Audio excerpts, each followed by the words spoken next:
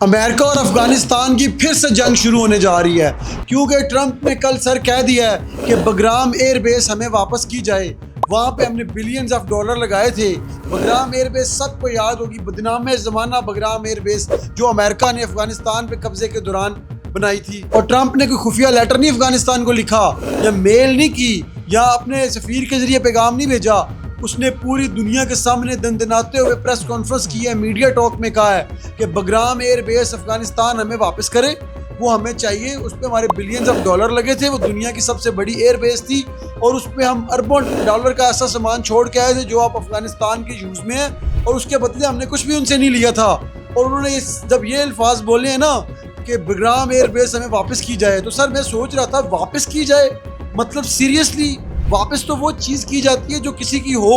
وہ تو ان کے اپنے ملک کے اندر ہے، ان کا ملک کیا آپ نے قبضہ کیا تھا، واپس کا کیا مطلب ہے؟ اور ٹرمپ کو بگرام ایئر بیس اس لیے چاہیے سر، ایک تو وہ تیار ہے آلریڈی، اس کو اتنا خرچہ نہیں کرنا پڑے گا دوبارہ ان کو، دوسرا چائنا کو کاؤنٹر کرنے کے لیے، کیونکہ چائنا بے حد انویسٹمنٹ کر رہا ہے افغانستان کے اندر، اس سے ذرا چائنا افینڈ ہو جائے گا افغانستان سے اور انویسٹمنٹ نہیں کرے گا۔ ٹرمپ کا کہنا ہے کہ جی افغانستان کو ڈالر چاہیے اور ایسی چیزیں چاہیے جو صرف ہم دے سکتے ہیں یا ہم ان کی مدد کر سکتے ہیں، اس لیے ان کو ہمیں بگرام ایئر بیس ہر صورت دینی پڑے گی۔ سر دوسری طرف طالبان منہ اٹھا کے دیکھ رہے ہیں کہ اب ہم کیا کریں، کیونکہ طالبان بگرام ایئر بیس کسی صورت میں طالبان کو نہیں دے سکتے۔ اس کی ریزن سر بڑی سمپل ہے، پچھلے 20 سال انہوں نے رشیا سے جنگ لڑی ہے، اس کے 20 سال انہوں نے جو ہے وہ